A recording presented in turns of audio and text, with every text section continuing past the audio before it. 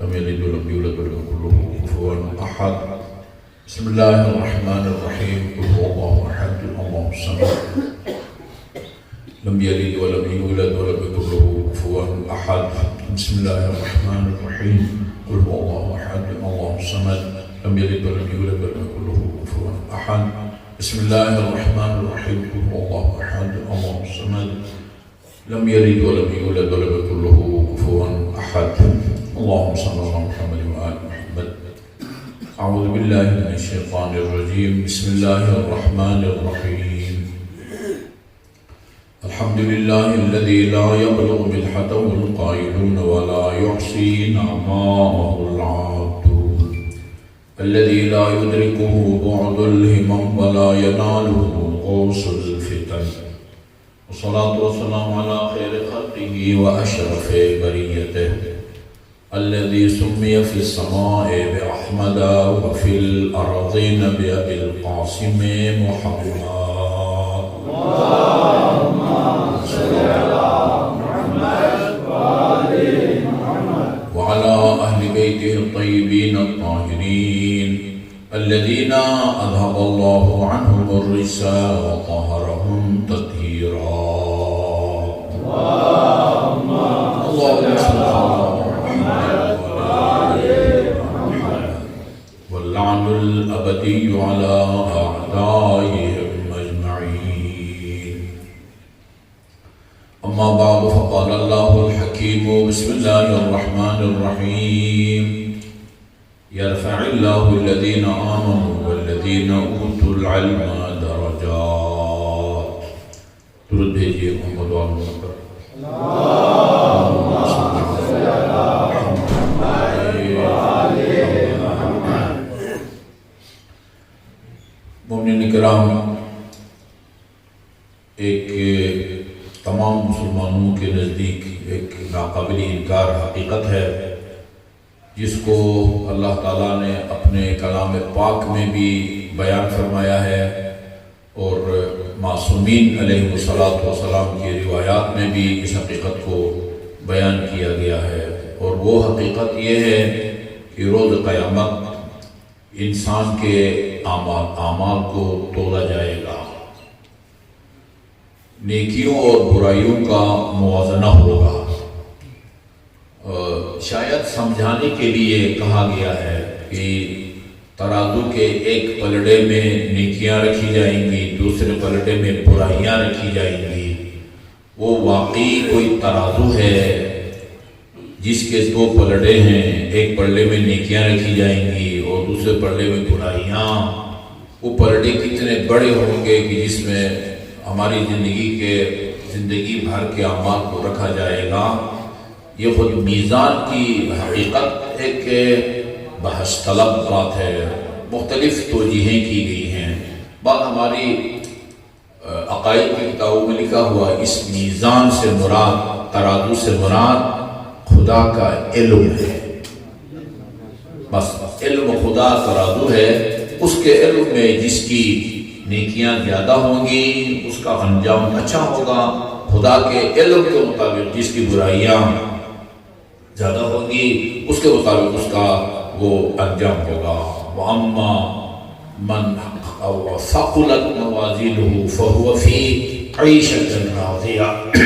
سورہ زلزال میں ہے نا کہ جس کی نیکیوں کا پردہ بھاری ہوگا فَهُوَ فِي عِيشَةٍ رَاضِيَةٍ، اس کو ایسی زندگی نصیب ہوگی کہ وہ اس زندگی پہ راضی ہوگا۔ وَأَمَّا مَنْ خَفَّتْ مَوَازِينُهُ، اور جس کے نامہ عمل اس کا پردہ ہلکا ہوگا نیک برائیوں کا، فَأُمُّهُ حَاوِيَةٌ، اس کا ٹھکانہ حاویہ ہوگا۔ وَمَا أَدْرَاكَ مَا هِيَ، اور تمہیں کیا خبر کہ حاویہ کیا ہے؟ نَارٌ حَامِيَةٌ، گرم آگ کا نام حاویہ ہے۔ یہ طے شدہ بات ہے کہ اعمال تلیں گے۔ جو عمل ہم اپنے ہاتھوں سے انجام دیتے ہیں وہ بھی تلے گا، جو آنکھوں سے، جو کانوں سے، جو دل سے جو عمل انجام دیتے ہیں وہ بھی تلے گا۔ اللہ کی معرفت یہ دل کا عمل ہے، خدا کو ماننا کہ خدا ہے، پھر خدا کو ماننے کے بعد اس کی توحید کا عقیدہ رکھنا، یہ بھی دل کا عمل ہے۔ یہ سارے جتنے بھی آپ کے عقائد ہیں، توحید، عدل، نبوت، امامت، قیامت، یہ تمام کے تمام دل کے اعمال ہیں۔ پھر اسی دل کے عقیدے کو بندہ زبان سے ظاہر کرتا ہے، لا الہ الا اللہ محمد رسول اللہ علی ولی اللہ، یہ تمام کے تمام اعمال تلیں گے۔ سورہ طارق میں اللہ تعالیٰ نے فرمایا ہے والوزن یومئذ الحق، یومئذ یعنی روز قیامت اعمال کا تلنا برحق ہے۔ یہ روایات میں ہے بہار الانوار کی جلد نمبر 91 میں اپنے ساتھ لے کے آیا تھا گاڑی میں، تو کچھ اور مصروفیات کی وجہ سے وہ اس کو نہیں دیکھ سکا، وہ ساتھ لا بھی نہیں سکا۔ اس میں یہ روایت موجود ہے کہ روز قیامت ایک آدمی کے اعمال کو تولا جائے گا، اور اس وقت رسول خدا بیٹھ کے دیکھ رہے ہوں گے کہ اس کے اعمال کو تولا جا رہا ہے۔ ایک پلڑے میں اس کی وہ نیکیاں ہیں، دوسرے پلڑے میں برائیاں ہیں۔ آپ دیکھ رہے ہوں گے کہ اس بیچارے کی نیکیوں کا جو پلڑا ہے وہ ہلکا ہے، اور جو برائیوں کا پلڑا ہے وہ بھاری ہے۔ اور اس شخص نے یا ہم میں سے جس شخص نے بھی، وہ چاہے مغرب میں ہو، مشرق میں ہو، شمال، جنوب، دنیا کے جس بر اعظم میں بھی وہ رہتا ہو، جو بھی جہاں بھی بیٹھ کے آن حضرت اور آپ کی آل پاک پر کوئی صلوات بھیجتا ہے نا، وہ سب آن حضرت کی خدمت میں پیش ہوتے ہیں۔ آپ نے زندگی میں جتنی دفعہ محمد پر صلوات بھیجی ہیں وہ آن حضرت کے پاس محفوظ ہے۔ یہ روایات ہیں، فرشتے ہیں جن کی ڈیوٹی یہی ہے کہ جہاں بھی کوئی آپ پر صلوات بھیجے وہ آپ کے پاس جو ہے وہ پہنچا دیتے ہیں۔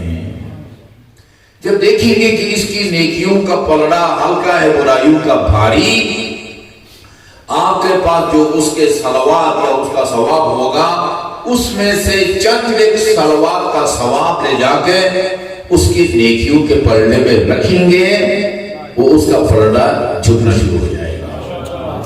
اسفل روایات ہے، اس بہار کے جن میں بھی ہے، اور اس نے تفسیر نور الثقلین والے نے بھی اس کو نقل کیا ہے۔ اسفل الاعمال سے کے ساتھ، اسفل الاعمال فی المیزان الصلاۃ علی محمد و آل محمد، روز قیامت میزان عمل میں سب سے زیادہ وزن جس عمل کا ہوگا وہ محمد اور آل محمد پر صلوات کا وزن ہوگا۔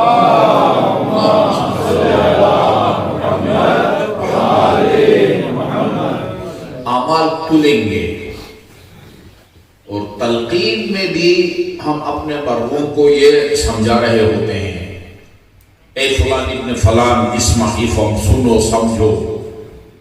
وہ کوئی ڈرامہ نہیں ہوتا، ہم اس لیے کہتے ہیں اسمع، سنو کہ وہ سن سکتا ہے، اور اسی لیے کہتے ہیں سمجھو کہ وہ سمجھتا ہے۔ بدر کے مقتولین کو ایک اجتماعی گڑھے کے اندر ڈالا رسول خدا نے، عتبہ وغیرہ کو، پتہ نہیں کتنی لاشیں تھیں، اور ان سے لاشوں سے ایک سوال کیا، کہا کہ خدا نے فرمایا، خدا نے جو مجھ سے وعدہ کیا تھا وہ تو پورا ہو گیا، تم بتاؤ تم سے جو وعدہ ہوا تھا وہ پورا ہو رہا ہے؟ اصحاب میں سے ایک صحابی نے پوچھا، یا رسول اللہ یہ لاشیں پتھر کی طرح ہیں، یہ آپ کا سوال سمجھ رہی ہیں، آپ ان سے جواب مانگ رہے ہیں؟ فرمایا تم ان سے زیادہ نہیں سمجھتے، تم جو زندہ ہو نا تم ان سے زیادہ نہیں سمجھتے۔ صفین کے چند مقتولین کو بالکل اسی طرح امیر المومنین میں وہ ایک جگہ جمع کیا، اور وہی سوال جو بدر کے مقتولین سے رسول خدا نے کیا تھا امیر المومنین نے ان سے کیا۔ فرمایا خدا نے ان سے جو وعدہ کیا تھا وہ پورا ہو گیا، تم بتاؤ۔ ادھر بھی امیر المومنین کے اصحاب میں پتہ نہیں کسی نے حجر بن عدیل لکھا ہے، پتہ نہیں کسی نے، مخلص صحابی نے پوچھا، یا امیر المومنین یہ لاشیں یہ آپ کا سوال سمجھ رہی ہیں؟ فرمایا جس طرح بدر کے مقتولین رسول خدا کی بات سمجھ سکتی تھی نا، اسی طرح یہ بھی میری بات کو سمجھ سکتی ہیں۔ اسمع افہم، سنو اور سمجھو. اپنے عقائد کا خلاصہ آپ اس کو بتا رہے ہوتے ہیں. ہاں یہ ابھی تھوڑی دیر میں ہم جب مٹی ڈال کے چلے جائیں گے تو دو فرشتے آ کے تم سے یہ سوالات کریں گے اور ان کا یہ جواب ہے. ابھی میرے پاس ٹائم نہیں ہے. بہار الانوار کی جلد نمبر 6 میں امام زین العابدین علیہ السلام کا ایک فرمان ہے. اس میں آپ بتاتے ہیں کہ کون ہوگا جو ان سوالات کا صحیح جواب دے پائے گا. ایسا نہیں کہ جو زبانی اس دنیا میں رٹے گا میرا رب اللہ ہے اور میرا اپنی دین اسلام ہے اور میرا قبلہ کعبہ ہے, میری کتاب فلان ہے, میرا رسول آن حضرت ہے اور دار العموم کا دو کے پہاڑے کی طرح ان سب کو رٹا ہو, وہ جواب نہیں دے سکے گا. کون جواب دے سکے گا؟ اس میں ایک جملہ ہے, آخری جملہ متبعاً 5 اوصاف کو بیان کیا ہے. وہ آدمی ان سوالات کا جواب دے سکے گا جو متبعاً للصادقین, صادقین ائمہ اہل بیت کا جو پیروکار ہوگا دنیا میں, وہ ان سوالات کا جواب دے پائے گا. اچھا جی, وہاں بھی ان کو کہتے ہیں دیکھو جنت برحق ہے, دوزخ برحق ہے, قبر اور قبر میں نکیر اور منکر سوالات برحق ہے, وتطایر الکتب برحق, روز قیامت نامہ اعمال یا فائلوں کا ادھر ادھر اڑنا یہ برحق ہے. وہ ہم بتاتے ہیں والمیزان حق, میزان بھی برحق ہے. ایمان میں کہہ سکتا ہوں یہاں جتنی بندے بیٹھے ہیں نا 50-60 یا اس سے کم و بیش, ان میں سے 2 کا ایمان جو ہے نا اس کا پیمانہ برابر نہیں ہو سکتا. جتنے بندے ہیں اتنے ہی ان کے ایمان کے وہ پیمانے ہیں اور ان کے درجات ہیں اور ان کے ایمان کا وزن ہے. ایک روایت ہے, رسول خدا کا ایک فرمان ہے, میں 1969 سے 75 تک نجف میں رہا ہوں, یا تو اس زمانے میں یہ حدیث تھی نہیں حرم امیر المومنین میں, یا اگر تھی بھی تو میں نے توجہ نہیں کی. ابھی نومبر میں خدا نے مجھے توفیق دی, وہ آخری دروازہ جس کے بعد سامنے امیر المومنین کے ذریعے مقدس ہے, اس کے اوپر یہ حدیث درج ہے اور اس حدیث کے راوی حضرت عمر ہیں. 2 بندے آئے تھے ان کے پاس ایک سوال کرنے. انہوں نے فرمایا کہ مسجد میں علی بیٹھے ہیں, ان سے جا کے پوچھتے ہیں. امیر المومنین سے سوال کیا, آپ نے ان کے سوال کا جواب دیا. انہوں نے کہا ہم آپ کے پاس آئے تھے, آپ نے جواب نہیں دیا اور علی کے پاس لے کے آئے. اس نے وہ زبانی بولے بھی نے, ایک ہاتھ کا اشارہ کیا اور اسی کو آپ نے کافی سمجھ لیا. آپ کو ان پر اتنا اعتماد ہے. وہ کہتے ہیں تمہیں پتہ ہے یہ کس کے پاس میں تم کو لے کے آیا ہوں؟ فرمایا ان کے بارے میں رسول خدا نے فرمایا. یہ حدیث وہاں درج ہے حرم امیر المومنین میں. ان کے بارے میں, علی کے بارے میں رسول خدا کو فرماتے ہوئے میں نے سنا ہے. بات کیا ہو رہی ہے؟ ایمان کا اپنا وزن ہے, بندوں کا ایمان بھی تولے گا. میں نے رسول خدا کو فرماتے ہوئے سنا ہے لو وضعت السماوات السبع والارضین السبع, 7 آسمان اور 7 زمین, وہ وضعت السماوات السبع فی کفۃ میزان, کسی ترازو کے ایک پلڑے میں 7 آسمان زمین کو رکھا جائے. ووضع ایمان علی فی کفۃ اخری, اور دوسرے پلڑے میں اگر علی کے ایمان رکھو وہ پلڑا تمہیں جھکتا ہوا نظر آئے گا جس میں علی کا ایمان رکھا گیا ہوگا. اعمال تولیں گے. افضل الاعمال فی المیزان الصلاۃ علی محمد و آل محمد. معراج کے مشاہدات, معراج کے واقعے کو اللہ تعالیٰ نے اتنی اہمیت دی کہ سورہ بنی اسرائیل میں خصوصیت کے ساتھ, تفصیل کے ساتھ, بڑی ڈیٹیل میں معراج کے واقعات کو بیان کیا اللہ تعالیٰ نے. کسی نے امام زین العابدین سے پوچھا تھا کہ فرزند پیغمبر، یہ کچھ لوگ کہتے ہیں کہ یہ معراج کا مقصد اللہ تعالیٰ کا دیدار تھا، اس لیے اللہ تعالیٰ اپنے حبیب کو لے گیا آسمانوں پر تاکہ آسمانوں میں رسول خدا اللہ تعالیٰ کا دیدار کر سکے، جس طرح میں آپ ایک دوسرے کے سامنے بیٹھے ہیں اور آنکھوں سے ایک دوسرے کو دیکھ سکتے ہیں۔ یہ تو آپ کو الحمدللہ پتہ ہی ہے، ہمارے عقیدے کے مطابق خدا کو ان آنکھوں سے نہ دنیا میں دیکھا جا سکتا ہے نہ قیامت میں۔ میں نے اہل سنت علماء کرام کے ساتھ بیٹھ کے میٹنگیں کی ہیں، میں اس نصیحت تک پہنچاؤں کہ تمام کے تمام اہل سنت ان کا عقیدہ ہے کہ روز قیامت اللہ تعالیٰ نظر آئے گا، سب اللہ تعالیٰ کی زیارت کریں گے۔ معراج کے سفر میں آیا آن حضرت نے اللہ کو دیکھا یا نہیں دیکھا، اس میں ان کا آپس میں اختلاف ہے، بعض کہتے ہیں دیکھا اور بعض کہتے ہیں نہیں دیکھا۔ ہمارے نزدیک اللہ تعالیٰ کا دکھائی دینا یہ اس کی شان کے خلاف ہے۔ دکھائی وہ دیتا ہے جس کا جسم ہو بدن ہو، خدا کا جسم اور بدن، جو جسم رکھتا ہے نا، جسم کا مطلب ہوتا ہے جس میں لمبائی ہے، چوڑائی ہے، گہرائی ہے، جو جسم رکھتا ہے وہ اجزاء کا مجموعہ ہوتا ہے، جو اجزاء کا مجموعہ ہو ان اجزاء کو جوڑنے والے کا محتاج ہوتا ہے، جو محتاج ہوتا ہے خدا نہیں ہوتا، خدا دکھائی نہیں دے سکتا۔ امام علیہ السلام نے ان کے جواب میں فرمایا، مجھے تعجب ہوتا ہے ان لوگوں پر جو کہتے ہیں معراج کا مقصد اللہ تعالیٰ کا دیدار تھا۔ اللہ نے 15 سپارے کا آغاز ہے سورہ بنی اسرائیل میں، جہاں معراج کے واقعے کو بیان کیا ہے، وہاں معراج کا مقصد خدا نے خود بیان کر دیا ہے۔ کس مقصد کے لیے میں نے رات کے وقت اپنے حبیب کو سیر کرائی ہے، وہ کیا ہے؟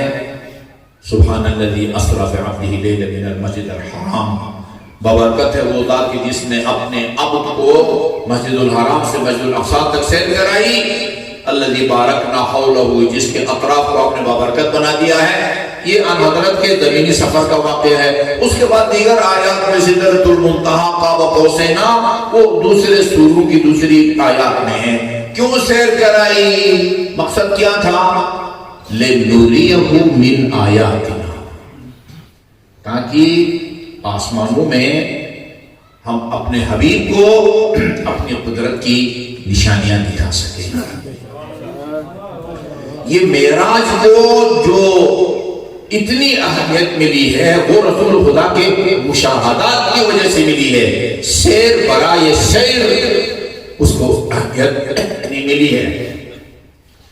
یہ اسلام کا یا قرآن کا بہت اہم چیپٹر ہے، رسول خدا کے معجزہ یا آپ کی عظمت کا بہت بڑا پہلو ہے مشاہدات النبی، کہ آپ نے کیا دیکھا؟ جنت کو دیکھا، جنت کی نعمتوں کو دیکھا، دوزخ کو دیکھا، دوزخ کے عذاب کو دیکھا۔ پیار الانوار کی جلد نمبر 8 میں ہے، جبرائیل امین نے آن حضرت سے فرمایا، میں جنت اور دوزخ کو آپ کے سامنے پیش کرتا ہوں جی، اور آپ دیکھیں، جنت کا نظارہ کریں۔ چنانچہ جب جبرائیل نے جنت اور دوزخ کو آن حضرت کے سامنے پیش کیا، رسول خدا فرماتے میں نے دیکھا جنت کے 8 دروازے ہیں، ہر دروازے پر 4 جملے لکھے ہوئے ہیں۔ دوزخ کے 7 دروازے ہیں، ہر دروازے پر 3 جملے لکھے ہوئے ہیں۔ جنت کے ہر دروازے پر جو 4 جملے ہیں، ان 8 کے 8 پر سب سے پہلا جملہ لا الہ الا اللہ محمد رسول اللہ علی ولی اللہ لکھا ہوا تھا، 8 کے 8 دروازوں پر جی۔ پھر یہ 8 چوکے 32 اور 7 دیے 21، 52 جملے، وہ تو ابھی آپ کو میں نہیں دکھا سکتا۔ 52 جملے بڑے قیمتی قسم کے جو ہے نا وہ جملے ہیں۔ مشاہدات، ایک مشاہدہ میں آپ کی خدمت میں عرض کرتا ہوں، یا شاید 2۔ آن حضرت نے دیکھا کہ ایک فرشتہ ہے ملک، ہماری روایات کی کتاب ہے مستدرک الوسائل، اس میں ہے.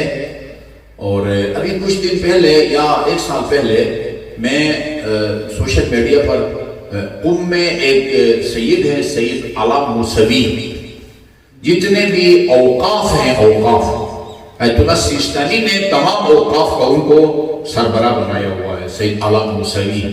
وہ قم کی کسی مسجد میں نماز مغربین پڑھاتے ہیں اور نماز مغربین کے بعد وہ کوئی درس دیتے ہیں، کتاب کھول کے وہ درس دے رہے تھے اور یہ روایت بیان کر رہے تھے جو میں آپ کی خدمت میں عرض کرنے لگا ہوں. اور دریوں سے مجھے پتہ چلا وہ کون سی کتاب اٹھائے ہوئے تھے، ان کی ہاتھ میں کون سی کتاب تھی، وہی مستدرک الوسائل تھی یا وہاں سے لے کے کسی اور نے کتاب میں اس کو شامل کیا ہے، خدا بہتر جانتا ہے. لیکن اصل روایت یہ ہے کہ حضور خدا نے دیکھا ایک فرشتہ ہے جس کے 1000 ہاتھ ہیں، 1000 ہاتھ، ہر ہاتھ میں 1000 انگلیاں ہیں.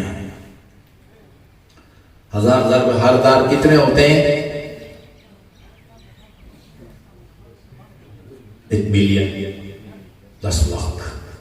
10 لاکھ انگلیوں کو جب آپ نے دیکھا تو اس سے پوچھا کہ یہ اتنی انگلیاں خدا نے جو تمہیں دی ہے ان کو سنبھالا بھی مشکل ہو رہا تیرے لیے، اس سے کیا کام لیتا ہے تو تیری ڈیوٹی کیا ہے؟ خدا نے کیا ڈیوٹی لگائی ہوئی ہے؟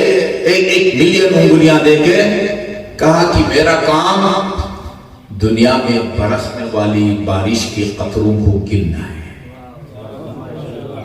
دن کو، رات کو، خشکی کے اوپر یا سمندر کے اوپر. ایسی کام کر لیتے ہو؟ ہاں یا رسول اللہ، میرے لیے کوئی مشکل کام نہیں ہے.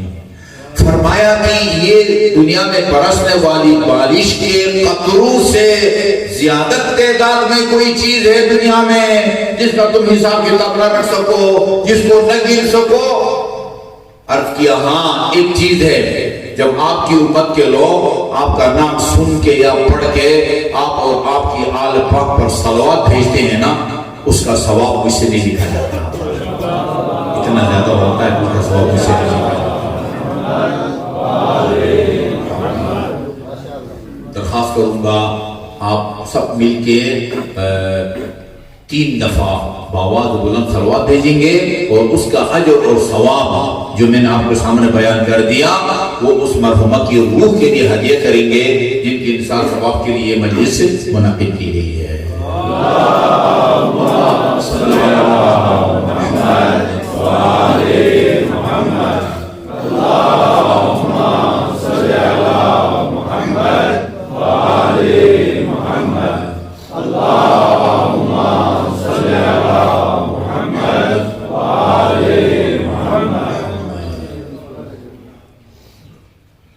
مشاہدات، یہ جو ہمارے تشیع کے کرچل میں ایک روایت ہے کہ ہم اپنے مرحومین کی اس دنیا سے رحلت ہونے کے بعد وفات کے 3 دن، 10ویں دن، 40ویں دن، پہلی برسی، دوسری برسی ان کو یاد کرتے ہیں اور نام رکھتے ہیں ایصال ثواب کی مجلس ہو رہی ہے. ایصال ثواب کا مطلب ہوتا ہے ثواب پہنچانا.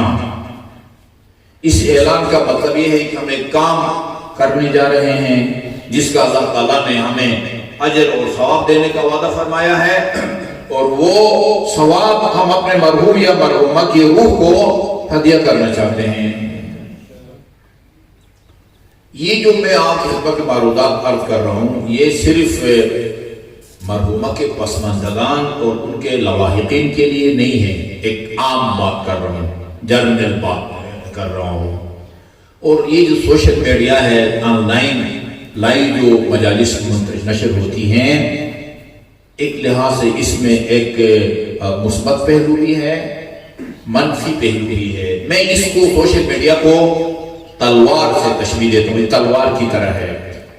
اس تلوار کے ذریعے حضرت علی نے عمر ابن عبدود اور مطن مرحب اور مطن انتر کو بھی واصل جہنم کیا اور اسی تلوار سے عبد الرحمن بن ملجم نے امیر المومنین کو بھی شہید کیا. لائیو پروگرام میں کوئی اچھی بات کی جائے یعنی گفتگو قرآن اور کلام اہل بیت کی روشنی میں کی جائے، یہ مثبت ہے اور اگر خدا نخواستہ یہاں سے کوئی غلط بات کی گئی، جس طرح آپ سن رہے ہیں اسی طرح کینیڈا کے مومنین سنتے ہیں، اسی طرح وہ انڈیا کے مومنین، اسی طرح امریکہ کے مومنین۔ ایک ایصال ثواب کی مجلس میں نے پڑھی، اس میں میں نے کہا کہ بھئی آپ اپنے مرحومین کو، ٹھیک ہے یہ ایصال ثواب کی مجلس میں فضائل پڑھتے ہیں، مسائل پڑھتے ہیں، بعد میں کھانا کھلاتے ہیں، اس کا ثواب ان کو ملتا ہے، لیکن اگر یہ کام آپ نہیں کریں گے وہ آپ کا مرحوم یا مرحومہ خدا کی بارگاہ میں جواب دہ نہیں ہوں گے۔ کن چیزوں کے وہ جواب دہ ہیں؟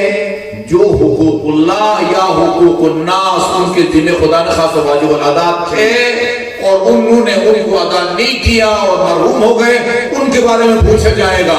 اس لیے سب سے پہلے حساب کتاب کریں کہ مرحوم یا مرحومہ کے ذمہ کوئی نماز تو نہیں رہ گئی، ایک دن، ایک مہینہ، ایک سال۔ میرا چونکہ واسطہ رہتا ہے، ایسے کیس میرے سامنے آئے ہیں، ایسے مومنین کہ جن کے مرحومین نے ساری زندگی نہ کوئی روزہ رکھا ہے، ساری زندگی نہ کوئی نماز پڑھی ہے۔ آج ہم نے اپنے مرحوم کی 60 سال کی نمازیں پڑھانی ہیں، 50 سال کی نمازیں پڑھانی ہیں، پتہ چلتا ہے کہ انہوں نے ساری زندگی جو ہے وہ نماز نہیں پڑھی۔ ایک مجلس میں میں نے کہا کہ ہماری اسلام آباد کے ایک مدرسے میں مولانا صاحب ہیں، مدرس ہیں، انہوں نے طلباء کی ایک ٹیم بنائی ہوئی ہے، 25-30 طلباء کی، وہ باجماعت مرحومین کے قضا نمازیں جو ہے نا وہ پڑھتے ہیں باجماعت۔ اس کے دو فائدے ہیں، ایک فائدہ یہ کہ وہ جلدی پڑھی جاتی ہیں، 30 آدمی اگر صبح کی نماز باجماعت پڑھیں گے، اس کا مطلب ہے کہ ایک مہینے کی نماز پڑھی گئی اور باجماعت ثواب ملتا ہے، باجماعت نماز کا ثواب ملتا ہے۔ کتنا ملتا ہے؟ ہماری روایات میں ہے اگر باجماعت نماز ہو رہی ہو، مقتدیوں کی تعداد 10 سے زیادہ نہ ہو، اس کا ثواب فرشتے لکھ سکتے ہیں، لیکن اگر مقتدیوں کی تعداد 10 سے زیادہ ہو، اس کا ثواب اتنا ہوتا ہے کہ فرشتے اس کا شمار بھی نہیں کر سکتے۔ یہ میں نے ایک ایصال ثواب کی مجلس میں بیان کر دیا تھا۔ اس کے تقریباً ایک ہفتے کے بعد نقوی صاحب وہ انڈیا کے حیدرآباد سے ایک مومن کا فون آیا، کیا پتہ یہ بھی سن رہے ہو، کہا کہ آپ نے ایصال ثواب کی مجلس میں یہ بات کہی تھی، آپ مجھے اس مولانا صاحب کا واٹس ایپ نمبر بھیج دیں، میں اپنے مرحوم والد کی نمازیں ان سے پڑھانا چاہتا ہوں۔ کینیڈا سے لوگ رابطہ کر رہے ہیں، کراچی سے لوگ رابطہ کر رہے ہیں کہ بھئی اپنے مرحومین کو ثواب پہنچائیں، قضا نمازیں پڑھیں، روزے بھی رکھے، ایک مہینہ یا ساری زندگی۔ آیت اللہ سیستانی حفظ اللہ کا ایک بڑا کام کا فتویٰ ہے، وہ یہ ہے کہ اگر کسی کے باپ نے، ماں نے، بھائی نے، بہن نے روزہ نہیں رکھے، 1 مہینے کے، 2 مہینے کے، 3 مہینے کے، 1 سال، 2 سال، 3 سال، بالکل روزہ نہیں رکھے، اگر وہ اپنی زندگی میں اس کی تلافی کرنا چاہتا تو وہ کیا کرتا؟ جتنے روزے نہیں رکھے وہ سارے روزے رکھے گا، 1 دن کا، 1 مہینے کے، 1 سال کا وہ رکھے گا۔ اس کے علاوہ کیا کرے گا؟ جرمانہ، جس کو کفارہ کہتے ہیں، فی روزہ 60 غریبوں کو کھانا کھلائے گا پیٹ بھر کے۔ 1 مہینے کے روزوں کا کفارہ کتنا بنتا ہے؟ 30 کو آپ 60 میں ضرب دے دیں، 1800 غریبوں کو کھانا کھلانا ہے اگر کسی نے 1 مہینہ روزہ نہیں رکھا بغیر کسی شرعی مجبوری کے۔ لیکن آیت اللہ سیستانی فرماتے ہیں کہ اگر کسی کے باپ نے، ماں نے، کسی مرحوم نے جان بوجھ کے روزے نہیں رکھے اور زندگی میں اس نے قضا نہیں بجا لایا اور مرحوم ہو گیا ہے، اب وہ اس کے لواحدین چاہتے ہیں کہ وہ عذاب سے بچ جائے، وہ کہتے ہیں اب وہ اس کی طرف سے روزے رکھوانا ضروری نہیں ہے، فی روزہ اگر مد بھی دے دیں تو بھی بری ذمہ ہو جائے گا اور اس کی جان چھوٹ جائے گی۔ مد کتنا ہے؟ 1 مہینے کا مد بنتا ہے 22.5 کلو آٹا۔ یہ کیا چیز ہے؟ کچھ بھی نہیں ہے۔ 1 مہینے کے روزوں کا تلافی 22.5، چونکہ جو مد ہوتا ہے نا وہ 7.5 گرام کا ہوتا ہے، 7.5 کو آپ 30 میں ضرب دے دیں، یہ بنتا ہے 22,500 گرام۔ اچھا 22.5 گرام کو اگر آپ نے کلو بنانا ہے تو کیا کریں گے؟ 1000 पे तकसीम करेंगे, ये बनेगा 22.5 किलो आटा। ये तलफी। हम अपने मरहूमीन की 2 किस्म की मदद कर सकते हैं, 2। नंबर 1, अगर उनके जिम्मे कोई हुकूकुल्लाह है, नमाज नहीं पढ़ी, रोजा नहीं रखा, हज उनके जिम्मे था, नहीं किया और मरूम हो गए, वो हम उनकी तरफ से ये नमाजें पढ़वा के, रोजे रखवा के, या मुद दे के, हज करवा के, या हुकूकुन्नास किसी का 1000, 1 लाख, 2 लाख देना था, वो अदायगी से पहले मर गए हैं, वो उनकी तरफ से अदा करके उस आलम में उनको हम अजाब से निजात दिला सकते हैं। और ये कुदरत की तरफ से बहुत बड़ा करम है, ये सब कर सकते हैं। दूसरा, आपका मरहूम या मरहूमा वो ऐसे भी हो सकते हैं कि वो जन्नत जाने के लिए आपके मोहताज नहीं है, वो अपने सही अकीदा और अमल सालेह की वजह से जन्नत के हकदार हैं। जन्नत में कौन जाएगा? खुदा ने ऐलान कर दिया है कुरान के अंदर, इन्नल्लज़ीना आमनू व अमिलुस सालिहात, जो लोग साहिबान ईमान हैं, अकीदा उनका ठीक है, व अमिलुस सालिहात, अमल साले अंजाम देते रहे हैं, कोई वाजिब उन्होंने नहीं छोड़ा, हराम काम के भी करीब नहीं गए, लहुम जन्नातुन तजरी मिन तहतिहा अल-अनहार, उनको ऐसे बागात में जगह दी जाएगी जिसके नीचे नहरें बह रही होंगी। वो नेक आदमी थे, वाजिबात को भी तर्क नहीं किया, हराम काम के भी वो मुर्तकिब नहीं हुए, इसकी वजह से वो जन्नत के मुस्तहिक हैं। आप उनकी भी मदद कर सकते हैं। अमीरुल मोमिनीन अलैहिस्सलातु वस्सलाम की रिवायत में याद आ रही है, मैं आपको सुना देता हूँ। किसी ने पूछा अमीरुल मोमिनीन से कि अमीरुल मोमिनीन, ये लोग मौत से क्यों डरते हैं? एक नाकाबिल इनकार अटल हकीकत है, क्यों डरते हैं? फरमाया उसकी वजह यह होती है कि इन्होंने मौत की तैयारी नहीं की होती, इसलिए मौत से डरते हैं। नारे तकबीर, अल्लाहु अकबर, नारे तकबीर, अल्लाहु अकबर, नारे रिसालत, या रसूलल्लाह, नारे रिसालत, या रसूलल्लाह, ईमान की ज़बान, नारे हैदरी, या हैदरी, नारे हैदरी, या हैदरी, हुसैनियत जिंदाबाद, हुसैनियत जिंदाबाद, यजीदियत मुर्दाबाद, यजीदियत मुर्दाबाद, मोहम्मद वाले मोहम्मद बुलंदतर सलावत, अल्लाहुम्मा सल्ली अला मुहम्मद व आले मुहम्मद। अच्छा जी, डरने की वजह यह है कि इन्होंने मौत की तैयारी नहीं की होती। अच्छा, पूछा मल इस्तिअदाद लिल मौत, बोला मौत की तैयारी का क्या तरीका है, क्या करें जिसकी वजह से मौत का खौफ जाता रहे? अमीरुल मोमिनीन ने 3 काम बताए हैं। जो आदमी ये 3 काम करेगा उसके दिल में मौत का खौफ नहीं होगा, और सिर्फ ये नहीं कि मौत का खौफ नहीं होगा, वो मौत की तमन्ना करेगा, मौत की बेताबी का वो इंतजार करेगा।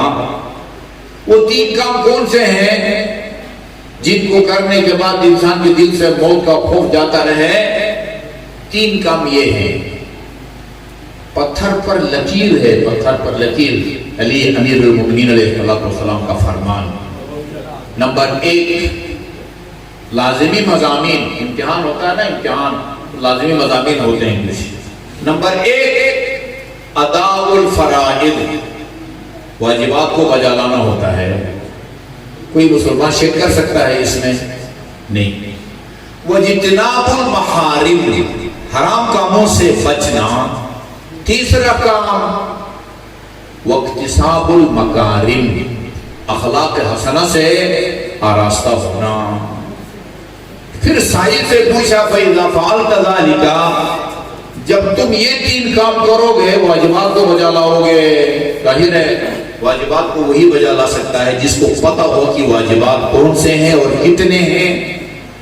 वज्तिनाबुल महारिम, हराम कामों से बचना, हराम कामों से वही बच सकता है जिसको पता हो कि یہ کام حرام ہے۔ بعض لوگ سود کھا رہے ہوتے ہیں لیکن ان کو پتہ نہیں ہوتا، وہ متوجہ نہیں ہوتے کہ یہ میں سود کھا رہا ہوں۔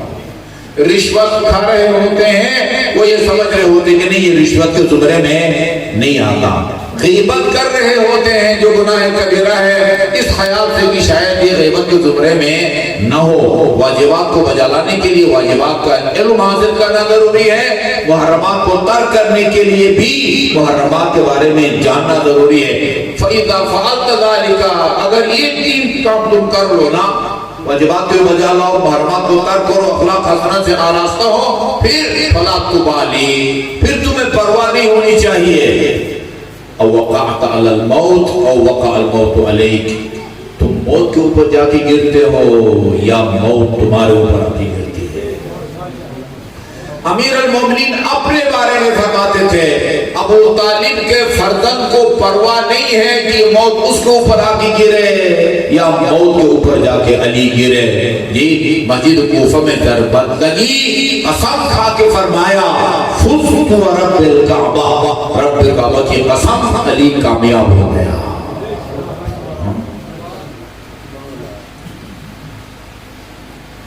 جو آدمی اپنے نیک اعمال اور صحیح عقیدے کی وجہ سے جنت جانے کے لیے آپ کا محتاج نہیں ہے، وہ اس کی بھی آپ امداد کر سکتے ہیں۔ اس کی کس طرح مدد کریں بھائی؟ وہ اپنے نیک اعمال اور صحیح عقیدے کی وجہ سے جنت کا حقدار ہے، میں اس کی کیا مدد کر سکتا ہوں؟ یہ روایات کہتی ہیں آپ اس کی مدد کر سکتے ہیں اس کی درجات کی بلندی کے لیے۔ جو آدمی اپنے صحیح عقیدے کی وجہ سے، نیک اعمال کی وجہ سے، شریعت کی پابندی کی وجہ سے جنت کا حقدار ہے، آپ دنیا میں ایسے کام اس کی طرف سے کر سکتے ہیں یا ایسے کام کر کے اور اس کا ثواب اس کے لیے ہدیہ کر سکتے ہیں جس کی وجہ سے جنت میں اس کے درجات کو اللہ تعالیٰ بلند فرماتا ہے۔ وہ میں اکثر کہتا ہوں وہ آدمی، وہ مرحوم یا مرحومہ، وہ کتنی خوش قسمت ہے کہ اس کے مرنے کے بعد اس کے لاحقین، اس کا بیٹا، اس کا میاں، اس کا باپ، یہ اس کی طرف سے کسی کو پیسہ دے اور اسے کہے کہ جاؤ اور اس پیسے سے میرے مرحوم باپ یا ماں کی طرف سے جا کے کربلا میں نواسے پیغمبر کی قبر کی زیارت کرو۔ کئی قبول شدہ حج اور عمروں کا ثواب رسول خدا نے فرمایا جو میرے نواسے کی قبر کی زیارت کرے گا بشرط ہے اس کے دل میں حسین کی محبت ہو، فرمایا اللہ تعالیٰ اس کو ایسے 90 قبول حج اور عمروں کا ثواب عطا فرمائے گا جو میں رسول کی قیادت میں انجام دیے گئے ہوں۔ رسول خدا کی شفاعت کے بارے میں روایت ہے ما من احد الا وهو محتاج الى شفاعت محمد صلی اللہ علیہ وآلہ وسلم۔ روز قیامت کوئی انسان ایسا نہیں ہوگا جو ہمارے آخری نبی رحمت للعالمین اور شفیع المذنبین کی شفاعت کا محتاج نہ ہو۔ ہم شفاعت کے محتاج ہوں گے تاکہ آپ کی شفاعت کے نتیجے میں ہمارے گناہ بخشے جائیں گے۔ انبیاء علیہ السلام کو بھی شامل ہے یہ حدیث۔ آپ کی شفاعت سے انبیاء کو کیا فائدہ ہوگا؟ ہماری روایات کہتی ہیں کہ آن حضرت کی شفاعت کی برکت سے خدا ہمارے گناہوں کو بخشے گا، انبیاء کے درجات کو بلند فرمائے گا رسول خدا کی شفاعت کے نتیجے میں۔ کسی بھی حالت میں ہمارے مرحومین ہم سے بے نیاز نہیں ہے۔ کوئی اپنے آپ کو عذاب سے نجات دلانے کے لیے ہماری امداد کا محتاج ہے اور کوئی اپنے درجات کی بلندی کے لیے ہماری امداد کی ضرورت ہے، اس کو ضرورت ہوتی ہے۔ یہ آئی میں نے آپ کے سامنے پڑھی ہے، لمبی ہو گئی ہماری تمہید۔ اس میں اللہ تعالیٰ نے فضیلت کے معیار کو بیان فرمایا ہے۔ فضیلت کا معیار، اگر کوئی ہم سے پوچھتا ہے کہ خدا کی بارگاہ میں سب سے افضل کون ہے، جس کا مال و دولت سب سے زیادہ ہو، وہ خدا کے نزدیک سب سے افضل ہوتا ہے، خاندانی قوت اور طاقت جس کے پاس زیادہ ہو وہ سب سے افضل ہوتا ہے، قد و قامت جس کا لمبا تڑنگا ہو، شکل و صورت جس کی زیادہ اچھی ہو۔ خدا کی بارگاہ میں فضیلت کا معیار کیا ہے؟ اس آیت میں اللہ تعالیٰ نے فرمایا ہے یرفع اللہ الذین آمنوا والذین اوتوا العلم درجات۔ خدا کی بارگاہ میں بلند درجات ان لوگوں کے ہیں جو صاحبان ایمان ہیں اور باقی لوگوں کے مقابلے میں ان کا علم زیادہ ہے۔ فضیلت کے معیار خدا کی بارگاہ میں علم ہے۔ ایک بڑی دلچسپ روایت ہے، سلمان فارسی رسول خدا سے ایک سوال کرتے ہیں، عرض کرتے یا رسول اللہ لِكُلِّ نَبِيٍّ وَصِيٌّ فَمَنْ وَصِيُّكَ، ہر نبی کا کوئی نہ کوئی وصی گزرا ہے، آپ بتائیں آپ کے بعد آپ کا وصی کون ہوگا؟ یہ ہم سب کو پتہ ہے اور پتہ ہونا چاہیے کہ نبی کا جو وصی ہے نا اس کو مقرر کرنا یہ اللہ کے اختیار میں ہے۔ نبی کا کام خدا کے مقرر کردہ یا نامزد وصی کا اعلان کرنا ہے۔ رسول خدا نے غدیر خم کے میدان میں امیر المومنین کی ولایت کا اعلان کیا، اپنی مرضی سے نہیں کیا، اللہ کے حکم سے کیا۔ یا ایھا الرسول بلغ ما انزل الیک، ہم نے جو پیغام آپ تک پہنچایا ہے وہ اس میں تاخیر کی گنجائش نہیں ہے، فوراً پہنچا دیں، اور یہ اتنا حساس اور غیر معمولی ہے۔ فإن لم تفعل فما بلغت رسالته، اگر یہ کام آپ نے نہ کیا گویا رسالت کا کوئی اور کام بھی نہیں کیا، اور یہ کام اتنا حساس ہے کہ لوگوں کی طرف سے مخالفت ہوگی اور اس مخالفت کی آپ نے پرواہ نہیں کرنی۔ واللہ یعصمک من الناس، اللہ آپ کو لوگوں کی شر سے بچائے گا۔ تب جا کر رسول خدا نے اعلان کیا من کنت مولا فہذا علی مولا، وصی پیغمبر کو مقرر خدا کرتا ہے، نامزد خدا کرتا ہے، نبی کا کام خدا کے نامزد کردہ وصی کے نام کا اعلان کرنا ہے۔ لکل نبی وصی فمن وصیہ کا، ہر نبی کا کوئی وصی گزرا ہے، آپ کا وصی کون ہے؟ سلمان کہتے ہیں فسکتا، رسول خدا نے اس وقت میرے سوال کا جواب نہیں دیا۔ فلما رآنی بعد، اب مجھے نہیں معلوم اسی دن تھوڑی دیر کے بعد چند گھنٹوں کے بعد یا دوسرے دن دوبارہ جب رسول خدا نے مجھے دیکھا تو فرمایا سلمان تجھے پتہ ہے اتدری من وصی موسیٰ، تمہیں پتہ ہے کہ حضرت موسیٰ کا وصی کون تھا؟ کہتے میں نے عرض کیا ہاں یا رسول اللہ مجھے معلوم ہے، کون تھا؟ یوشع بن نون۔ ابھی میں گیا تھا امام نومبر میں جو امام موسیٰ کاظم اور امام محمد تقی کے حرم کے بالکل قریب یوشع بن نون کا وہ مزار ہے، ان کی قبر ہے، وہ خستحال ہے، مجھے نہیں معلوم کیوں کو نظر انداز کیا گیا ہے۔ رسول خدا نے فرمایا وَلِمَا، یہ تم نے اس سوال کا جواب تو تم نے صحیح دیا ہے کہ موسیٰ کا وصی یوشع بن نون تھا، یہ بھی تمہیں پتا ہے کہ کیوں یوشع بن نون کو حضرت موسیٰ کا وصی بنایا گیا؟ سلمان جواب میں کہتے ہیں یا رسول اللہ لأنہو کان اعلمہم، اس لئے کہ حضرت موسیٰ کی امت میں، ان کے اصحاب میں، ان کے سواریوں میں سب سے بڑا عالم یوشع بن نون تھا۔ نبی کسی بھی زمانے کا نبی وہ ہوتا ہے جو تمام کمالات میں سب سے افضل ہو۔ ہمارے عقیدے کے مطابق رسول خدا کے بعد امامت کے منصب کا حقدار وہ ہوتا ہے جو تمام کمالات میں، علم میں بھی، شجاعت میں بھی، عدالت میں بھی، صبر میں بھی، طاقت میں بھی سب سے زیادہ ہو، وہ اللہ کے بعد اللہ کے رسول کی جانشین، خلیفہ اور امام بننے کا وہ حقدار ہوتا ہے۔ کہا کہ کیوں وہ سب ان کو وصی بنایا گیا؟ لأنہ کان اعلمہم، کیونکہ یوشع بن نون باقی امت کے لوگوں میں سب سے زیادہ علم ان کے پاس تھا۔ رسول خدا نے سلمان فارسی کی زبانی یہ کہلوایا، یہ اگلوایا، یعنی اس حقیقت کو ظاہر کیا کہ کسی بھی نبی کا وصی وہ ہوتا ہے جو اس زمانے کے تمام انسانوں میں سب سے بڑا عالم ہو۔ اس کے بعد فرمایا اگر فارمولہ یہ ہے اور اس فارمولے کے تحت فوصی میرا وصی، وہ موضع السر میرا رازدان، وہ خیر من ترکت بعدی میرے بعد سب لوگوں میں سب سے افضل، الذی یقضی دینی وَيُؤَدِّي امانتی، جو میرے بعد میرے قلب بھی اتارے گا اور لوگوں نے میرے پاس جو امانتیں رکھی ہیں ان کو بھی مالکان تک پہنچائے گا، وہ علی بن ابی طالب علیہ السلام ہے۔ کیوں؟ اس لیے کہ عالم ان حضرت کے بعد آپ کی امت میں سب سے بڑا عالم امیر المومنین علیہ السلام تھے۔ درود بھیجیے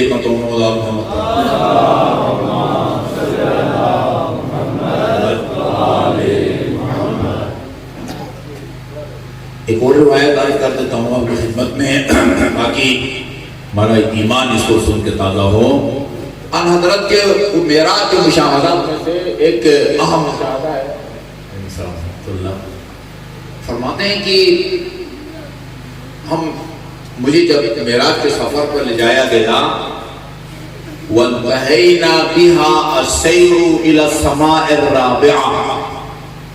اچھا اتفاق یہ ہے کہ روایت آپ کو شیعوں کی کتابوں میں بھی ملے گی اور اہل سنت برادران کی کتابوں میں بھی یہ روایت آپ کو ملے گی۔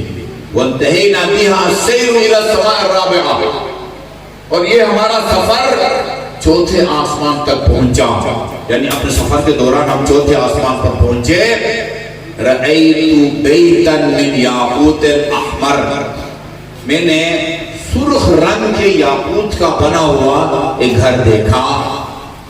جبرائیل جو میرے ساتھ تھا اس نے کہا یا رسول اللہ، یہ جو آپ کو سرخ یاقوت کا گھر نظر آ رہا ہے یہ بیت المعمور ہے، اور کسی عام آدمی کی رہائش گاہ نہیں ہے، بیت المعمور ہے۔ اس کے بعد کہا یا رسول اللہ نماز کا وقت ہو گیا ہے، اب نماز ادا کریں، نماز بجا رہے ہیں۔ جبرائیل نے کہا نماز کا وقت ہو گیا، نماز ادا کریں۔ رسول خدا نے فرمایا اللہ تعالیٰ نے انبیاء کو بلایا۔ انبیاء، اب اس کے اندر نبیوں کے نام نہیں ہیں، چیدہ نبیوں کو بھیجا، تمام کے تمام نبیوں کو بھیجا، خدا بہتر جانتا ہے۔ انبیاء کو بلایا اور حکم دیا کہ سب بندی صفیں بنا لو، اور جب صفیں بن گئی اللہ تعالیٰ نے فرمایا کہ آپ انبیاء علیہ السلام کی امامت کریں اور ان کو نماز پڑھا دیں۔ یہ بھی نہیں ہے کہ صبح کی نماز تھی، ظہرین تھی یا مغربین تھی، نماز سے جب ہاتھ فارغ ہوئے ایک فرشتہ میرے پاس آیا اور اس نے فنادانی ملک، ایک فرشتہ نے آ کے مجھ سے کہا یا رسول اللہ یہ جن انبیاء نے آپ کی ابتدا میں نماز پڑھی ہے سالکم، آپ ان سے ذرا پوچھیں اللہ مبعثتم قبلی، اللہ نے تمہیں مجھ سے پہلے جو نبی بنا کے بھیجا ہے وہ کوئی مشروط طور پر نبی بنا کے بھیجا ہے یا غیر مشروط طور پر نبی بنا کے بھیجا ہے؟ اگر مشروط طور پر نبی بنا کے بھیجا ہے پھر کس شرط پر تمہیں نبی بنا کے بھیجا ہے؟ جب ان سے سوال کیا یہ انبیاء جواب دیتے ہیں وَعِسْنَا عَلَى الْإِقْرَارِ بِوِلَایَتِكَ وَوِلَایَتَ عَلِی بْنِ ابی طالب، اللہ نے ہمیں اس شرط پر نبی بنا کے بھیجا ہے کہ ہم آپ کی ولایت کا بھی اقرار کریں اور علی کی ولایت کا بھی اقرار کریں۔ وَعِسْنَا عَلَى الْإِقْرَارِ بِوِلَایَتِكَ وَوِلَایَتَ عَلِی بْنِ ابی طالب۔ اس نعمت پر نہ میں دل کی گہرائی سے یہ بات کرنے لگا ہوں، اس ائمہ اہل بیت کی ولایت وہ نعمت ہے کہ جس پر آپ جتنا فخر اور شکر کریں کم ہے۔ ایک شخص امام جعفر صادق کے گھر مہمان تھا، اب یہ روایت میں نہیں ہے کہ اسپیشل آپ نے اس کو دعوت کی تھی یا اتفاقاً امام کی خدمت میں گیا، کھانے کا ٹائم ہو گیا اور امام کے ساتھ دسترخوان پر کھانا کھایا۔ کھانے سے جب فارغ ہوئے امام علیہ السلام نے اپنے مہمان سے پوچھا کیسا لگا اہل بیت کا کھانا؟ کہا میں نے زندگی میں ایسا لذیذ کھانا نہیں کھایا تھا فرزند پیغمبر، لیکن اس لذیذ کھانے کو کھانے کے بعد مجھے قرآن کی ایک آیت یاد آ گئی، اس نے مجھے پریشان کر رکھا ہے۔ کون سی آیت؟ خدا قرآن میں فرماتا ہے وَلَتُسْأَلُنَّ يَوْمَئِذٍ عَنِ النَّعِيمِ، روز قیامت تم سے ان نعمتوں کے بارے میں پوچھا جائے گا کہ جن نعمتوں سے اللہ تعالیٰ نے تم کو نوازا ہے۔ زندگی میں بہت کم ایسی نعمتیں انسان کو ملتی ہے، یہ آپ کے دسترخوان پر جس نعمت سے میں نے استفادہ کیا ہے، مجھے ڈر ہے کہ کہیں اس کھانے کے بارے میں، کھانے کی صورت میں جو مجھے خدا نے نعمت دی ہے، اس کے بارے میں مجھ سے پوچھا جائے گا روز قیامت۔ امام فرماتے ہیں نہیں، اس آیت میں نعمت سے مراد میرے دسترخوان پر لگا ہوا کھانا نہیں ہے، خدا کی شان اس سے بالا تر ہے کہ وہ ایک روٹی کا ٹکڑا یا پتنے گوشت کی روٹی سے سوال کرے۔ اس آیت میں نعمت سے مراد ہم اہل بیت کی ولایت کی نعمت ہے۔ اللہ ہم اہل بیت کی ولایت کے نعمت کے بارے میں پوچھے گا۔ اتنی بڑی نعمت ہے، اس کی جتنی قدر کریں کم ہے۔ مجھے بتایا گیا آپ آج یہ مجلس عزا ایک مومنہ کے ایصال ثواب کے لیے منعقد کی گئی ہے۔ ہمارے روایت یہ ہے، رسم و رواج یہ ہے کہ ہم مرحوم یا مرحومہ کے مطابق کسی نہ کسی امام معصوم کا ذکر کرتے ہیں، کسی معصوم کا ذکر کرتے ہیں، انہی کو اپنے مرحوم یا مرحومہ کی مغفرت یا بلندی درجات کے لیے وسیلہ بناتے ہیں۔ آج سے 10-12 سال پہلے ہم مکے میں تھے، وہاں ایک ایرانی ہوائی تحققی مجلس پڑھ رہے تھے کسی جگہ حج مشن میں۔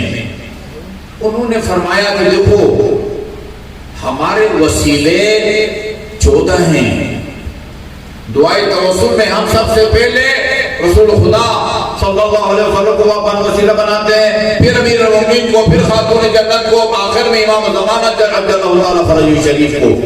اگر آپ چاہتے ہیں ایک ایسی ہستی کو وسیلہ بناؤ جس کے بعد وہ باقی 13 معصوم بھی وسیلہ بنیں گے اور آپ کی شفاعت کریں گے، وہ خاتون جنت حضرت فاطمہ الزہرا علیہ السلام۔ اس مکرمہ اور معظمہ کے دل میں، پہلو میں جو دل ہے، وہ آپ کے لیے، اپنے بابا کی امت کے گناہگاروں کے لیے اس طرح دھڑکتا ہے کہ ہمارا اپنا دل اپنے بارے میں، اپنے انجام کے بارے میں اتنے فکر مند نہیں ہوتے۔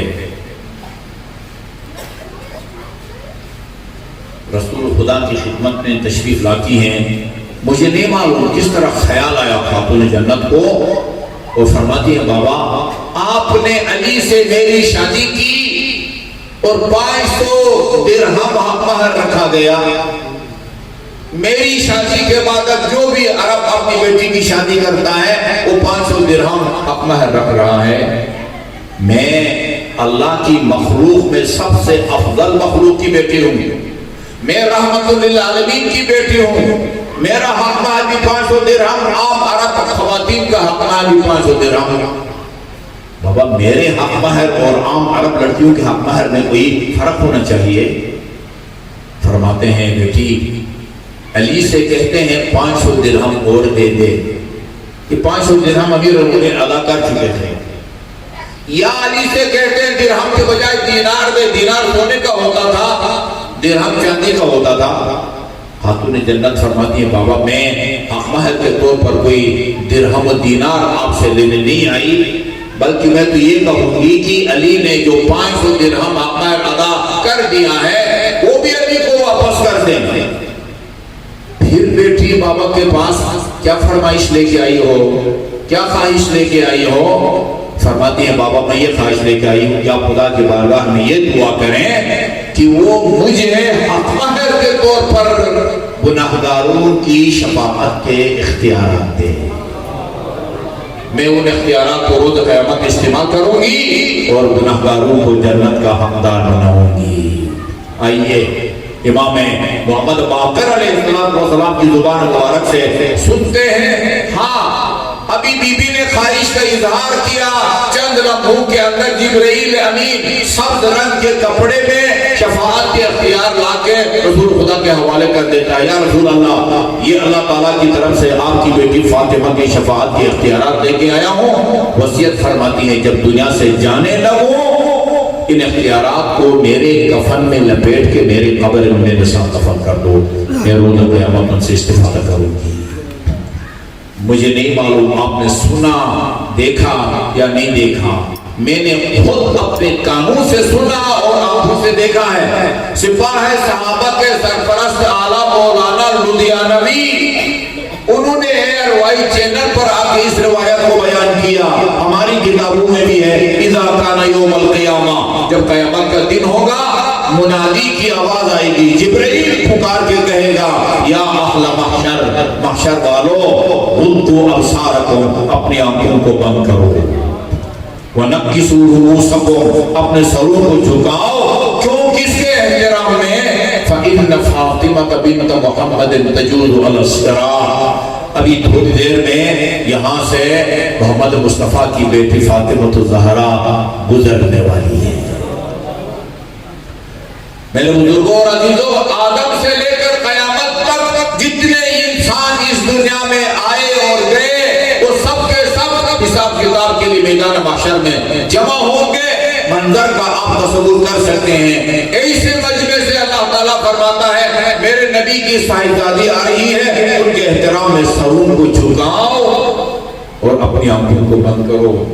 70,000 فرشتوں نے اس ناقہ کے رکابوں کو تھاما ہوگا جس پر سختر پیغمبر سوار ہو کے آئیں گی، ہماری روایات کہتی ہیں تشریف لائیں گی، میدان محشر میں قدم رکھیں گی، لیکن خالی ہاتھ نہیں ہوں گی۔ وفی یدہا قمیص مخضوب بدم الحسین، ہاتھ میں مظلوم بیٹے کا خون آلود کرتا ہوگا۔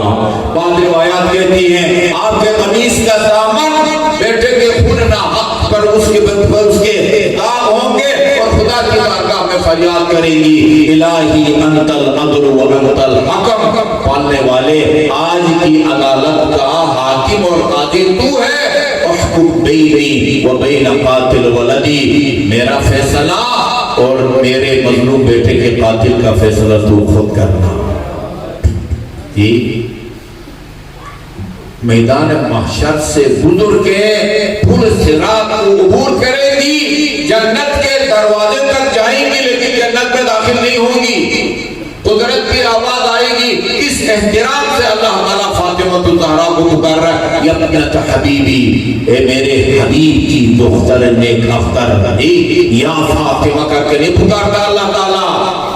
ہم نے آپ کو جنت میں جانے کی اجازت دے دی ہے، یہ 8 کے آپ دروازے کھلے ہیں، ابھی کس کے انتظار میں ہے؟ مالکی لا تدخلین الجنہ، آپ جنت میں کیوں نہیں جا رہی؟ فرماتی ہے الہی انی احب ان یعرف قدری فی مثل هذا اليوم، فاطمہ چاہتی ہے آج اہل محشر فاطمہ کے مقام کو دیکھ لیں، محمد کی بیٹی کا خدا کی بارگاہ میں کیا مقام و منزلت ہے۔ اب اجازت ملے گی، تلتقط شیعتہا، امام کے الفاظ ہیں، تلتقط شیعتہا کما یلتقط الطیر الحب الجید من الردی، اس طرح چن کے اپنے پیروکاروں کو اپنے ساتھ جنت میں لے کے جائیں گے جس طرح پرندہ زمین سے دانے کو اٹھاتا ہے۔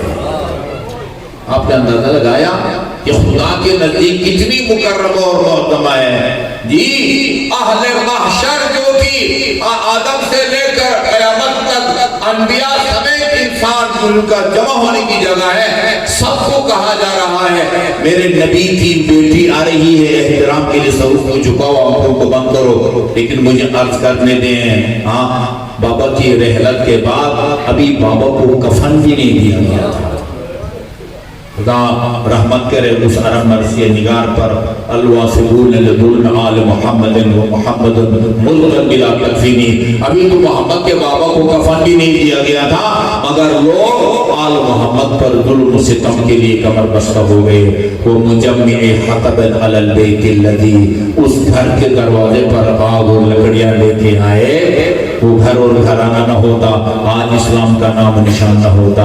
والداخلین علی البطولۃ بیتہا والمستجین لہا اعز جنینی، بی بی کی اجازت کے بغیر وہ بلوائی گھر میں آئے اور اس آقا کو شہید کیا جس کا نام ولادت سے پہلے محسن رکھا گیا تھا. والقائدین امامہم بنجاتہ، اپنے ہی امام کے گلے میں رسن باندھ کے مسجد کی طرف کشاں کشاں لے گئے. اور آپ کو پتہ ہے یہ واقعہ اس وقت پیش آیا جب دختر پیغمبر کے پہلو پر دروازہ گر چکا تھا. دونوں پہلو مجروح ہو گئے تھے، لیکن دونوں پہلوؤں کا درد بھول جاتی ہیں اور فرماتی ہیں کہ میرے امام کو یہاں کر دو ورنہ بددعا کے لیے سر کے بال کھولوں گی. امیر المومنین سلمان فارسی سے فرماتے ہیں ادرک ابنت محمد، سلمان یہ محمد کی بیٹی بابا کے قبر تک نہ پہنچنے پائے. اگر بابا کی قمیص سر پر رکھ کر بددعا کی ابھی عذاب نازل ہو سکتا ہے. سلمان آگے بڑھے اور عرض کیا دختر پیغمبر آپ رحمت اللہ علیہ کی بیٹی ہیں، کہیں آپ کی وجہ سے عذاب نازل ہو. سلمان کہتے ہیں میں آنکھوں سے دیکھ رہا تھا، بی بی نے کوئی بددعا نہیں کی، سر کے بال بھی نہیں کھولے. اتنا کہا تھا کہ اگر علی کو رہا نہ کیا سر کے بال کھولوں گی. میں نے دیکھا مسجد النبی کی بنیادیں زمین سے بلند ہونے لگی اور اتنی بلند ہوئی کوئی مسلمان چاہتا ان کے نیچے سے گزر سکتا تھا. ارباب عزا آپ نے اندازہ لگایا یہ مسجد النبی کی دیواریں یا بنیادیں کتنی حساس تھی. معصومہ ماں نے صرف فاروق کا نام لیا تھا، بددعا کی دھمکی دی تھی. مگر ہماری جانیں نثار ہو اسی ماں کی بیٹیاں، رسول کی نواسیاں اور علی کی بیٹیاں کہ جن کو کربلا میں نواسے پیغمبر کی شہادت کے بعد کربلا سے لے کر کوفہ اور کوفہ سے لے کر شام کے بازاروں اور درباروں میں پھرایا جاتا ہے. ایک روایت اور سن لیجئے، مقتل کے الفاظ آپ کو سناتا ہوں کہ کوفہ میں ابن زیاد کے دربار میں علی کی بیٹی کس حالت میں داخل ہوئی. روایت کہتی ہے دخلت زینب بنت علی علی ابن زیاد، ابن زیاد کے دربار میں علی کی بیٹی داخل ہوئی اس شان سے. وہی فی ارذل ثیابها، علی کی بیٹی کے بدن پر پرانا سا لباس تھا. تکتم وجہها بقرنها، علی کی بیٹی نے اپنے آستین سے چہرے کا پردہ کیا ہوا تھا. لأن خمارها قد صلب، اس لیے کہ اشقیاء نے چادریں کربلا میں چھین لی تھی. ایک اور روایت ذہن میں آ رہی ہے سادات سے معذرت کے ساتھ. صادق آل محمد کا ایک فرمان ہے ہماری کوئی مصیبت ہمارے پوشیوں سے پوشیدہ مت رکھو. عرض کرتا ہوں اور روایت کو عرض کرنے سے پہلے اپنا یہ عقیدہ آپ کے سامنے بیان کروں کہ خدا کی قسم میرا ایمان ہے اگر یہ اشقیاء شام غریبان میں آ کے نبی کی نوازیوں سے اور علی کی بیٹیوں سے اگر کہہ دینا کہ تمہارے ہاتھ میں تمہارے کانوں میں جو گوشوارے ہیں زیورات ان کو اتار کے ہمارے حوالے کر دو، یہ ایک لمحہ بھی دیر نہ لگاتی. یہ اس باپ کی بیٹیاں تھی جو صاحب کو ان کے قطار حوالے کر دیتا ہے. لیکن ظالموں نے ایسا نہیں کیا، مانگا نہیں. یہ کس طرح چھینا؟ ایک روایت ہے عزادارو ابن طاؤس نے بھی، مقتل ابی مخنف نے بھی لکھا ہے جب مختار کا انقلاب آیا اور قاتلان حسین سے انتقام کا سلسلہ شروع ہوا. طریقہ یہ تھا ظالموں کو بلایا جاتا تھا، پوچھا جاتا تھا، ظلم کے مطابق ان کو سزا دی جاتی تھی. مختار کا کمانڈر ابراہیم بن مالک اشتر، اس کی عدالت میں ملعون ابجر بن کعب کی پیشی ہوتی ہے. پوچھا یہ بتاؤ کربلا میں کیا تو نے ظلم ستم ڈھائے، کسی کو قتل کیا ہو، کسی کو مارا ہو؟ قسمیں کھائی میں نے کسی کو قتل نہیں کیا، وہ کسی کو لوٹا ہو، کسی کو مارا ہو. جرم اتنا سنگین تھا عزادارو، اگر اس جرم کے بعد زمین پھٹ جاتی نا یا آسمان زمین پر گر جاتا تو کوئی تعجب نہ ہوتا. جب دباؤ پڑا تو کانپتے کانپتے کہا میں نے شام غریبان میں علی کی بڑی بیٹی کی ردا چھینی تھی۔ ظالم اور کیا کیا تو نے؟ کہا میں نے ردا چھیننے کے بعد علی کی بیٹی کی بالیوں کو گوشواروں کو اپنے ہاتھ میں لیا اور اس دور سے اپنی طرف کھینچا۔ یہ کانوں کو چھیلتی ہوئی بالیاں خنالود میرے ہاتھ میں آئی۔ ظالم میری عقل دادی نے کیا فرمایا؟ فرمایا خدا اللہ یہ خدا تیرے دونوں ہاتھ کاٹ ڈالے، خدا تیرے دونوں پاؤں کاٹ ڈالے۔ وَأَحْرَقَكَ اللَّهُ بِنَارِ الدُّنْيَا قَبْلَ نَارِ الْآخِرَةِ، آتش جہنم سے پہلے خدا دنیا کی آگ میں تجھے جلا ڈالے۔ جس طرح تو نے مجھے حجاب سے اور پردے سے محروم کیا۔ لعنتك الله سن الدار ان ضحكت وآل احمد المظلومون قد طهروا ولا حول ولا قوة الا بالله العلي